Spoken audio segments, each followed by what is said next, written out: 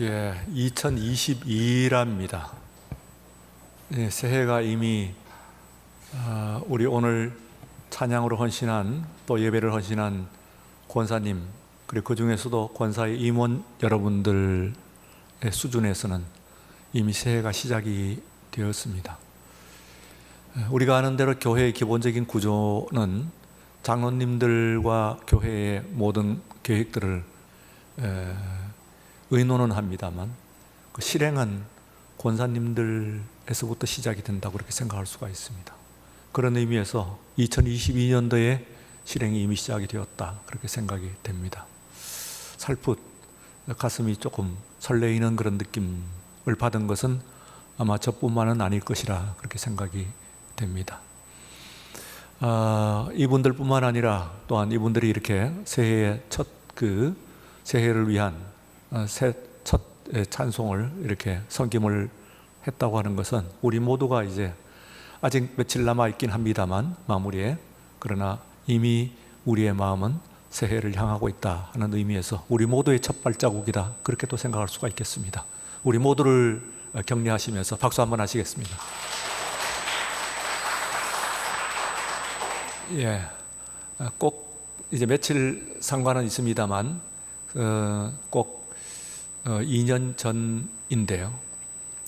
2019년 송구영신 예배입니다. 1월 1일이죠. 2018년 12월 31일에서 2019년 1월 1일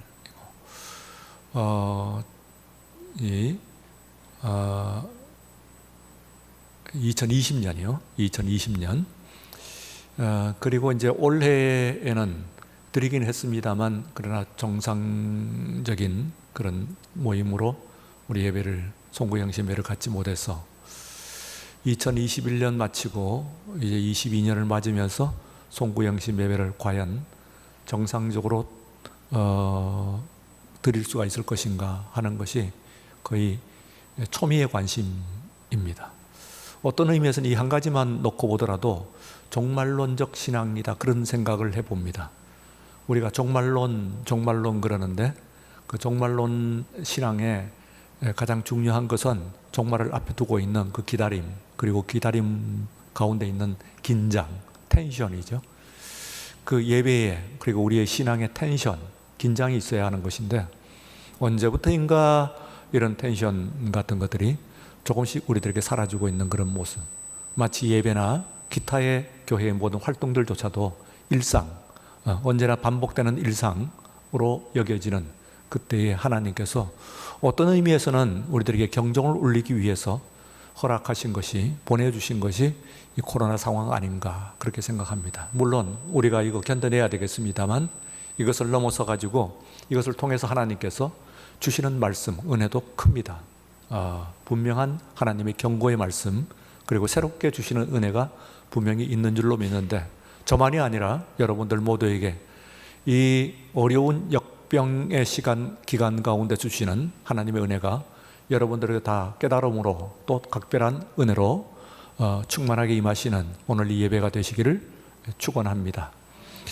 바로 그 2020년에 송구영신 예배를 드리고 난 후에, 그러니까 정확하게 말하면은 예배는 끝나지는 않았어요. 우리가 예배의 서비스는 끝났습니다. 여러분을 위한 예배의 서비스는 끝났어요. 그리고 이제 제가 개인적으로 기도를 드리는 그런 시간이 다가왔어요.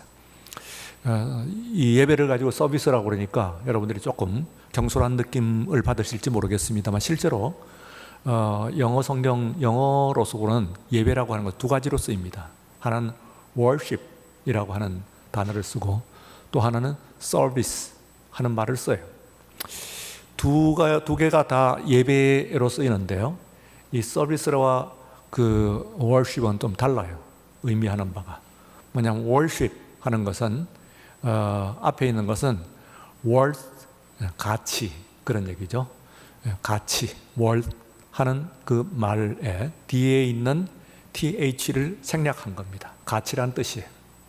그리고 뒤에 있는 ship 하는 것은 주상명사를 담을 때 말하자면 배처럼 생각하시면 되겠습니다. 가치를 담은 배, 그런 얘기니까 우리의 인간의 모든 삶 가운데서, 우리가 하는 모든 일들 가운데서 가장 가치 있는 것, 이것이 말하자면 worship입니다. 그런가 하면은 서비스 하는 말의 어원은 헬라어로 가게 되면은 그러면 이 노예와 관련이 있어요. 그래서 노예를 헬라어로 세르보 그렇게 얘기합니다. 혹은 이 종들이 종노릇하다, 노예로서 섬기는 것을 가지고 역시 동사형으로 세르보 그렇게 이야기합니다. 명사형으로도 종을 세르보 하기도 하고, 그리고 또한 동사형으로 종으로서 섬긴다 하는 것을 종노릇한다 하는 말을 세르보. 이 말에서 영어의 서비스 하는 말이 나왔기 때문에 이 서비스라고 하는 것은 우리가 생각하면 좀 경박하게 들릴 수도 있습니다만 예배야말로 그야말로 종노릇하는 것이죠. 그래서요, 이제 여러분들을 위한 서비스로서는 저는 이제 끝났고, 그리고 비로소 여러분들을 위해서 또 축복도 다 하고, 비로소 제 개인 기도를 드리는 시간이 되었습니다. 그런데 그 전에 한 번도 드리지 못했던 그 기도를 2020년도 1월 1일에 개인적으로 여러분들을 위한 모든 축복 기도를 마치고 난 다음에 무릎을 꿇고, 그리고 절 위해서 기도를 드렸어요. 한 가지 기도 제목을 드렸는데요, 그것이 우리 둘째 아이, 그러니까 짝을 찾기를 기도한 것이죠. 그전에는 그런 기도를 안 드렸어요. 시간이 가도 언젠가는 되겠지. 그런데 언제부터인가 조금 답답해지기 시작하더니 어느 순간에 있어서는 견딜 수 없는 정도가 됐습니다. 그래서 하나님, 올해는 정말 하나님께서 이 기도를 들어주셔야 되겠습니다.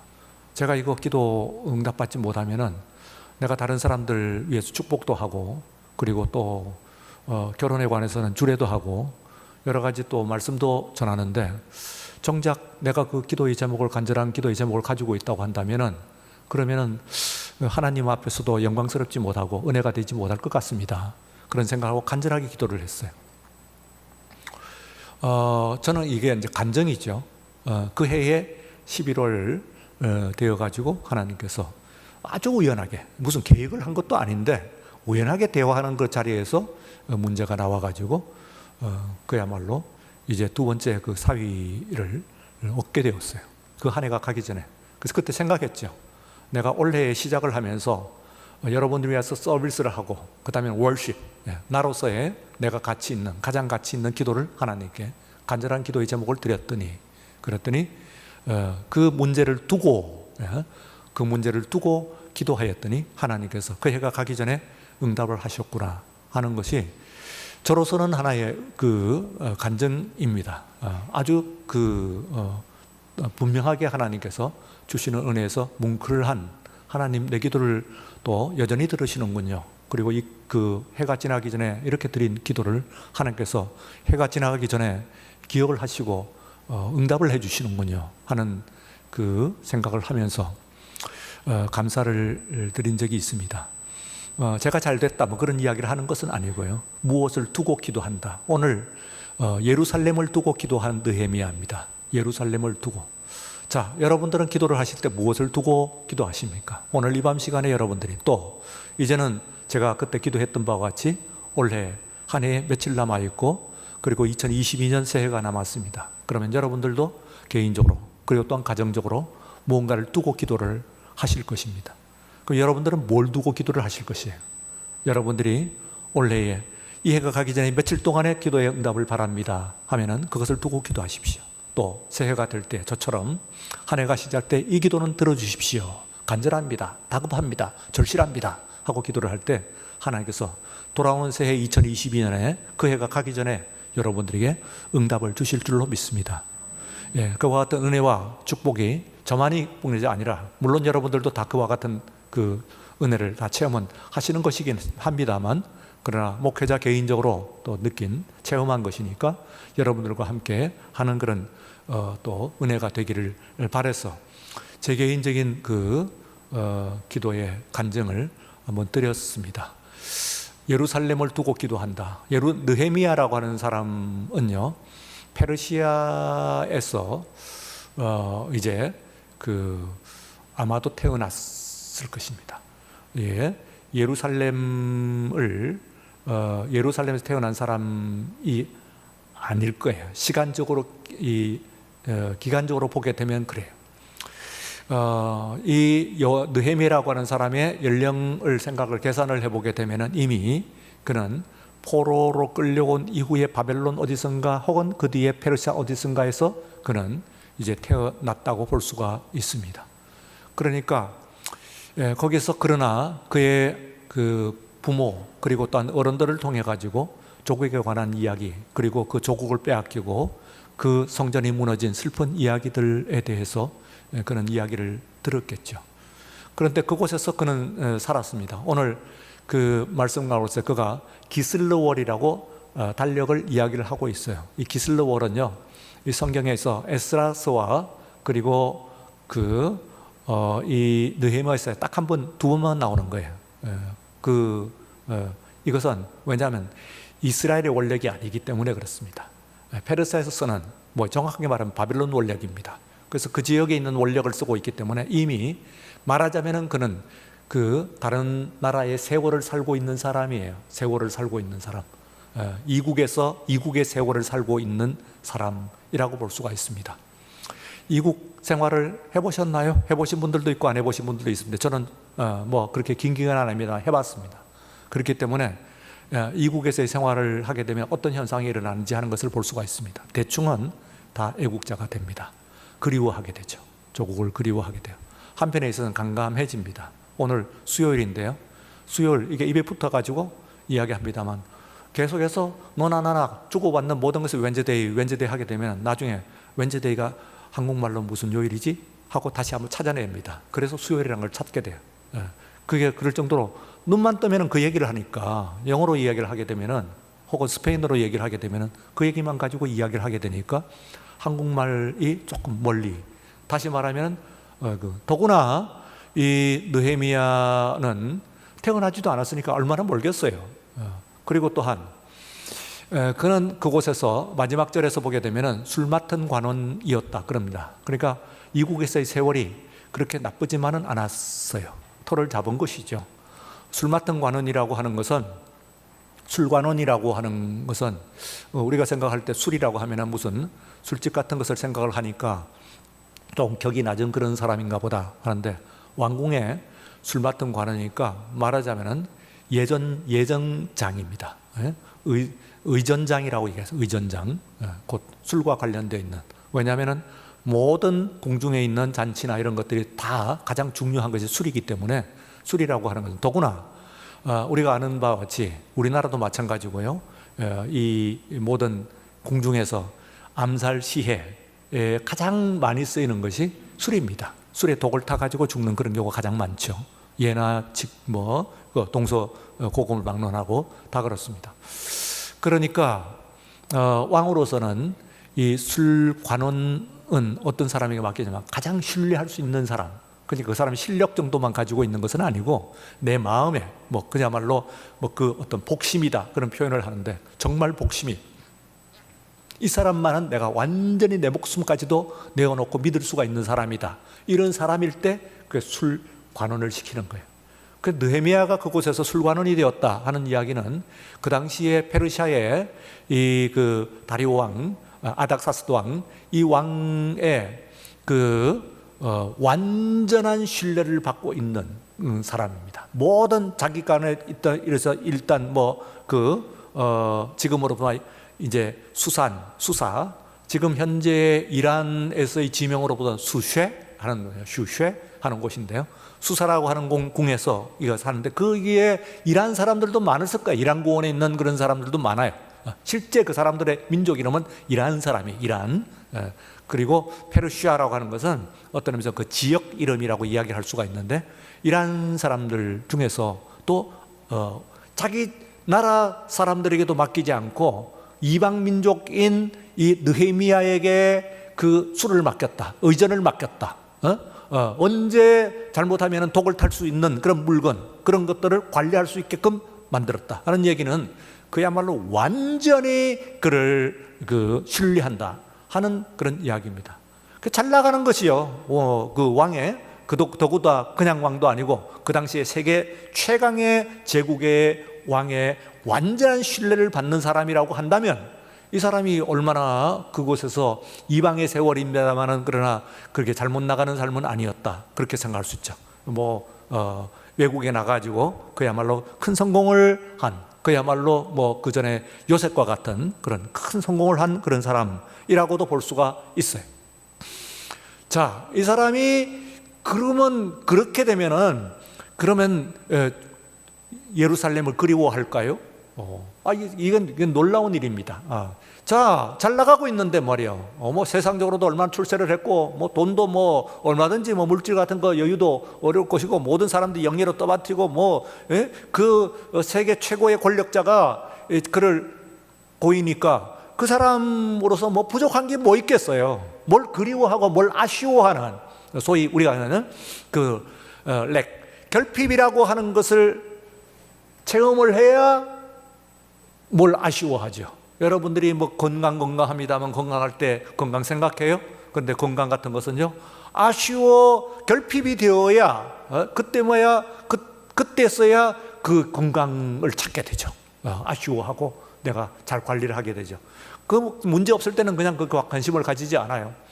그러면 이 사람은 권력도 가지고 돈도 가지고 세상적인 영예도 가지고 모든 것을 다 가진 그런 사람인데, 거기서 그 사람이 뭐가 결핍이 되어가지고 있냐인데, 이 결핍을 이해를 해야 이제 느헤미야를 이해를 합니다.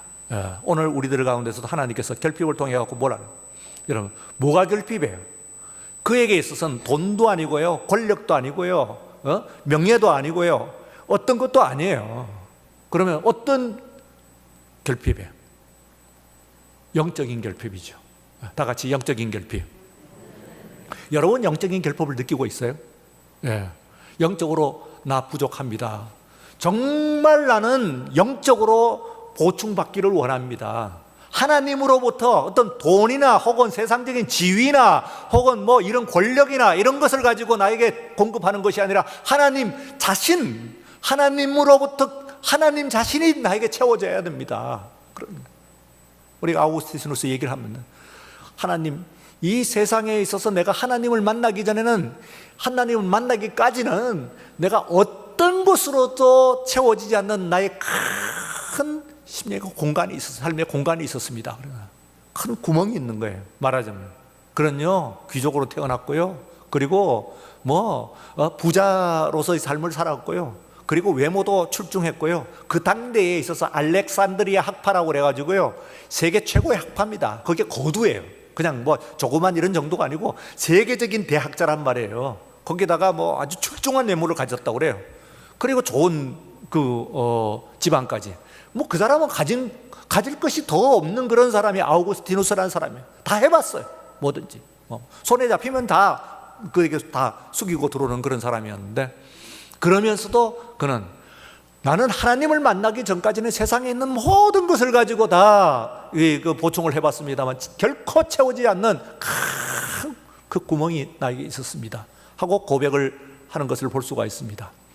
이 결핍을 이해하지 못하면은 느헤미야는 우리가 읽지 못하는 겁니다. 느헤미야를 이해하지는 못해요. 그는 다 가진 사람이었다는 것을 이야기를 하고 있어요, 1장에서 지금.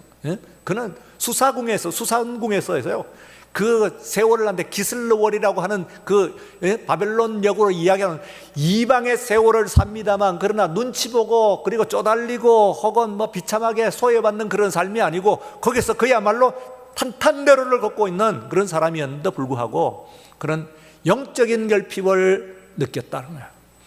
그래서 오늘 이 세상에서는 많은 사람들이 그런 것들이 채워지면은, 한국 사람이 어떻습니까? 세계에서 유엔이 정한 그런, 유엔이 원래 한국을 뭐라고 그랬어요? 선진국이라고 그렇게 얘기했습니다. 제3세계라고 이야기하는 제3세계 혹은 개발도상국, 후진국, 배라고 얘기하는데, 결국은요, 기본적으로 영어로 얘기하면은 디벨롭트, 디벨로핑이에요. 디벨롭트라고 하는 것은 선진국이고, 디벨로핑은요, 밑바닥부터 올라가는데 아직까지 디벨롭트 안 됐으면 전부 디벨로핑이에요. 그게 후진국이라고 얘기할 수 있고, 후진국이라 미안하니까 개발도상국이라고 그러고 뭐 여러 가지 이야기로 중진국이든 별 얘기를 다 합니다만, 어쨌든 몇 나라 빼놓고선 다 했는데요. 제3세계 혹은 개발도상국 중에서요, 진짜 선진국이 된 단 한 나라입니다. 한국이, 대한민국이. 이게 한 나라가 역사 이래로 있어서 후진국이, 개발도상국이 선진국이 된 예가 없어요. 대한민국만은요. 이게. 자, 이렇게 다 채워지고 나니까 뭡니까? 오늘 이 시대에 있어서 코로나 2년 동안에요, 다 둘러 비춥니다. 나라들을 다 둘러 비추면은 미국도 그렇고 뭐 유럽도 마찬가지고 다 종교 부흥 시대가 일어났어요. 그런가요? 왜? 우리는 안 그랬으니까. 그래서 다 종교적인 부흥이 일어난 거야. 리바이벌이 막 일어났어요. 유럽도 막 더덜썩하고 일어나고, 미국도 일어나고 해서 종교적으로 부흥이 됐어요. 그런데요, 한국만 안 그래요. 한국은 각 종교들마다 전부 막 내리막길을 걷는 거예요. 왜요? 어떤 의미에 있어서는요, 우리들은 그 말고도 채워진 것이 있었다는 그런 뜻입니다. 아무리 코로나 어쩌고 저쩌고 해도 그래도 채워진 것이 있어요. 결핍을 모르는 사회, 이런 거예요. 여러분, 결핍을 모르고 만족하고 난 충만하다 하면은 좋은 것 같아도요, 그게 병든 모습입니다. 야, 나는 크게 창고를 짓고, 그리고 내 있는 이 모든 곡식을 쌓아놓고 내 영혼아 편안하자, 그러고 이야기를 했어요. 그 사람이 그렇게 이야기했어요. 야, 내 삶이, 내 육신이 편하자, 그렇게 얘기한 것이 아니고, 누가복음에서 보면은 내 영혼아 편안하자, 이런 거예요. 하나님께 웃으시면서 말씀하세요. 이 어리석은 사람아, 오늘 이 밤 시간에 내 목숨을 거둔다고 한다면은 네 영혼이 어떻게 평안할 수가 있겠느냐? 어떻게 그런 것을, 혹은 놔둔다고 하더라도 네 그 물질을 곡식을 쌓아놓은 창고에 쌓아놓은 것을 가지고 어떻게 네가 평안하다고 이야기할 수 있냐? 한데 그렇게 생각하는 거예요, 많은 사람들이. 자, 그래서요, 우리가 결핍이라고, 그걸 모를 때 결핍을 주셔요. 그래서 어떤 의미에서는 우리에게 가난도, 그리고 또한 질병도 우리에게 큰 도움이 됩니다, 영적으로는. 그런 걸 통해 갖고 비로소 결핍이라고 하는 것을 알게 되고 깨닫게 되고, 나 혼자 되는 것이 아니구나 하는 것을 알게 되고, 그때부터 무릎을 꿇고 기도하게 되는데, 사실은 그거 오기 전에 정말 결핍을 알게 된다면은 그것이야말로 굉장히 귀중하다, 그렇게 생각이 될 수가 있습니다.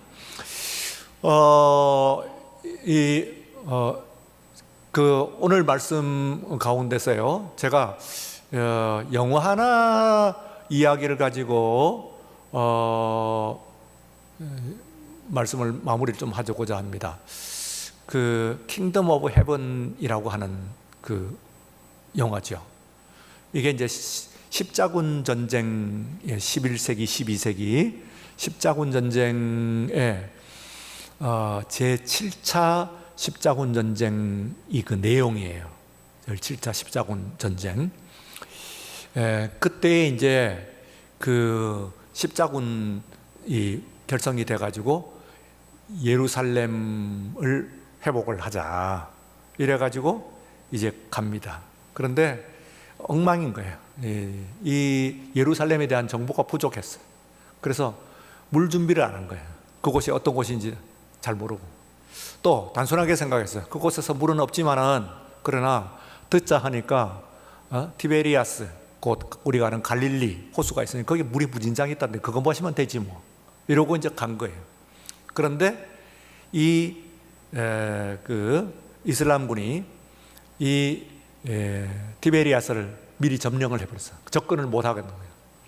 그럼 멀리 유럽에서부터 와가지고 거기서 가니까요, 물을 못 마시고 있으니까 지치고 쓰러진 그런 병사들이 하틴이라고 하는 곳에서 진을 칩니다. 그런데 이제 그 하틴에서요, 밤에 잠을 자고 일어났다가 거기에 공격을 당해요. 그런데 격전이 일어나는 거죠. 말이 격전이 아니고요, 그야말로 학살입니다. 일방적인 학살. 거의 이슬람군이, 이 십자군이 칼 하나 들 힘이 없는 상태로 그냥 집단적인 학살을 당해요. 그리고 이제 그 잔당 그 얘기를 하는데, 그때 이제 그 이슬람에 있어서는 아주 유명한 그런 그 장수가 하나 나옵니다. 살라딘이라고 하는 사람이 역사적으로 굉장히 유명해요. 또 존경도 받아요. 존경을 받는 것이 바로 그 킹덤 오브 헤븐이라고 하는 그 영화의 내용에 나와요. 왜 그 사람이 존경을 받냐? 심지어는 유럽인들의 존경도 받아요. 왜 그 사람이 그렇게 존경을 받냐 하면은, 이제 하틴에서 그야말로 다 죽고 잔당들이 이 예루살렘에 겨들어가 있어요. 그런데 이 이슬람군이 점령을 할 수 있거든요. 그런데 이제 그 화해를 청했어요. 우리가 무사히 예루살렘을 빠져나가게 해주겠냐 하는데, 그거 뭐 거의 다 이겨놓은 전쟁이니까 그냥 쓸어버리면 그만이에요. 그런데도 불구하고 이 살라딘이 너그럽게 이제 그 안에 있는 기독교도들을 모두 다 내보냈어요. 보호 아래서 완전히 내보내줬어요. 한 사람도 해하지 않고. 이것이 이제 그 이전에 그 기독교도들이, 그리스도인들이 예루살렘을 점령을 할 때 이슬람에 대했던 거하고는 완전히 반대죠. 왜 그러냐면은 기독교도들이 예루살렘을 점령을 했을 때는 그 안에 있는 모든 이슬람 교도들을 완전히 다 숙청을 해버린 역사가 있어요. 그 앞에. 물론 한 200년 전의 역사입니다. 한 100년 전의 역사입니다만 다 죽여버렸어요. 그거와 비교를 해가지고 살라딘은 굉장히 관용스러운 모습이었으니까 한 가지 이제 역사적인 사실로 말미암아 지금까지도 살라딘 하면은 적장입니다만, 그러나 상당히 관용스러운 그런 적장으로서 유럽인들에까지도 존경을 받고 있는 그런 사람입니다. 그런데 이제 그렇게 정말 이 사람들을 내보내는데 조건이 있어요. 그 조건이 뭐냐면은 그 안에 있는 모스크, 그러니까 말하면 우리말 교회 건물이죠. 예? 교회 건물인데 이 교회 건물을, 모스크를 하나도 손상을 하지 않겠다 하는 조건이에요. 그거 하나에 자신들을 공격했던 그 적들을 옛날 고대 전쟁에서 다 하나도, 모든 민간인들까지, 군인들까지 다 한 사람도 손상 없이 그대로 내보낸다는 것은 그 전쟁사에서는 유례가 없는 일이에요, 사실은요. 그러니까 제가 이제 그 얘기는 역사 얘기는 이제 그만하는데, 여러분들이 그 영화에 나오는 얘기입니다. 이건 영화에 나오는 그래서 이제 보도행이라고 하는 이쪽 기독교 장수가 물어요. 살라딘한테 물어요. 이제 그 단판을 짓고, 이제 그냥 보내주겠다고 하는 단판을 짓고 물어요. 돌아서면서. 그런데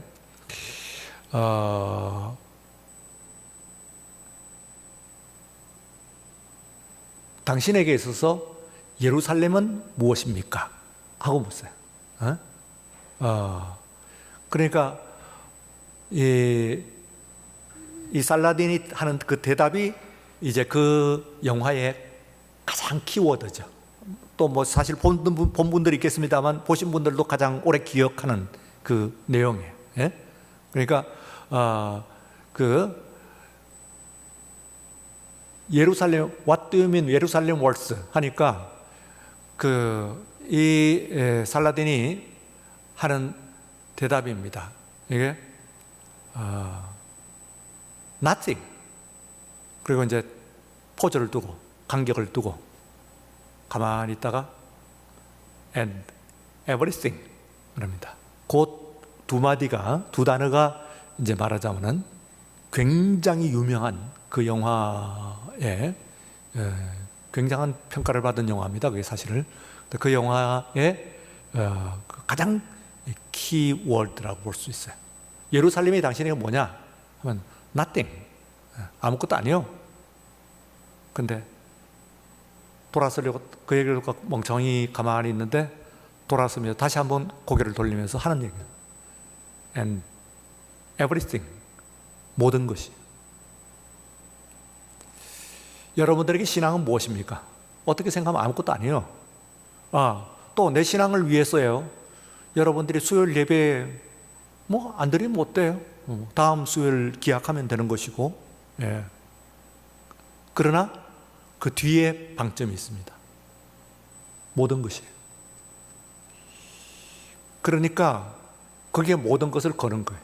이 사람이 그 예루살렘에 있는 모스크, 예? 그거 하나를 구하기 위해 가지고 그야말로 모든 것을 다 거는 거예요. 그것이 이제 말하자면은 그 사람의 가치관뿐만 아니라 오늘 우리들에게 했던 질문이에요. 여러분들에게 교회란 무엇이에요? nothing. 교회 여기 아니면 옆에 또 교회 있고 저기도 있고 혹은 온라인도 괜찮겠고 온라인 아니래도 꼭 뭘 그렇게 불편하게 교회 네? 이런 거기에 끝나질 않아요. everything, 모든 것이. 신앙은 나의 모든 것입니다 하는 신앙이에요. 오늘 여기에 있는 이 느헤미야를 보세요. 이방의 세월을 살았다고요. 기슬러월, 이방의 세월을 살았어요. 세계 최고의 권력자의 총애를 받는 지위에까지 올라갔어요. 그가 예루살렘에 태어났던 사람도 아니에요. 그런데 동생이 하난이라고 하는 그 동생이 먼저 예루살렘을 한번 갔다 와요. 그래 궁금해서 물었어요. 호기심을 가지고 어떻더냐? 예루살렘이 어떻더냐? 아이고 말도 마세요. 사람들은 전부 엉망이 되어 있고요. 의식도 없고요. 땅바닥에 있는 흙을 코를 박고 사는 사람들 같고요. 성벽은 다 무너졌고요. 성전도 말할 것도 없고 성벽도 다 무너졌고 사람 사는 데가 아니에요.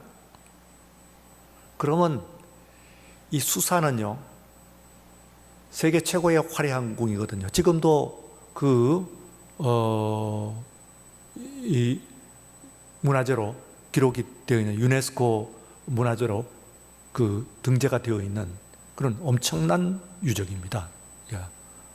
성이 아주 완전치는 않지만 그래도 성벽 기본적인 골이 다 있어요. 그러니까 이런 화려한 곳에서 사는데, 그리고 최고의 지위로 사는데 태어나지도 않은 곳에서 나의 조상들이 출발했던 그 성전, 그것도 온전히 있기는 하나 성벽도 무너지고 성전도 다 무너졌는데 그걸 폐허만 있고 짐승들만 왔다 갔다 그리고 하는 와중에 풀들만 잡초만 무성하고 그리고 짐승들이 왔다 갔다 그리는 이곳을 하면서 이 사람이 예루살렘을 두고 기도했다는 거예요. 그게 이제 느헤미야의 말하자면 그런 어떤 사람입니까? 이게 그의 신앙이죠. 그의 결핍? 그의 결핍을 이해를 해야 됩니다. 이게 나 몸 아파갖고 몸 낫게 해주세요 하고 나온 거 아니거든요. 그 영적인 결핍, 그것이 그의 과제, 모든 것을 두고 everything이죠. 모든 것을 두고 가야 되는 그 이유가 된 거예요. 그런 이유를 우리가 이해를 하지 못하면 느헤미야서를 혹은 느헤미야 자신을 이해를 하지 못합니다. 그는 왜 그랬을까? 오늘도 있을 겁니다. 이 교회를 위해서 왜 유형적, 무형적 무너진 교회의 모습이 있다면 유형적으로도 지금 교회들마다 어렵죠. 더구나 50명 이제 발표가 나왔어요. 50명 이하의 그 교회들은 완전히 초토화된. 한국 교회의 50%가 50명 이하라는 이야기는 들으셨어요? 한국에 있는 교회 개수의 모두의 50명 이하 교회가 50%입니다. 50%. 어떤 사람은 그 50명 이하라는 것은 어떤 교회는 30명, 어떤 20명, 10명도 있죠. 그게 50%예요. 그게 다 무너진 거예요, 지금. 예.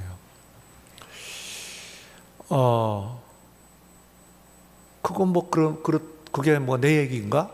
나는 그렇게 하면은 이제 느헤미야는 이런, 이게 어떻게 된 일이냐? 이럴 수가 있냐? 그 성벽이 무너진, 너무나 고통스럽고 답답하구나 하는 그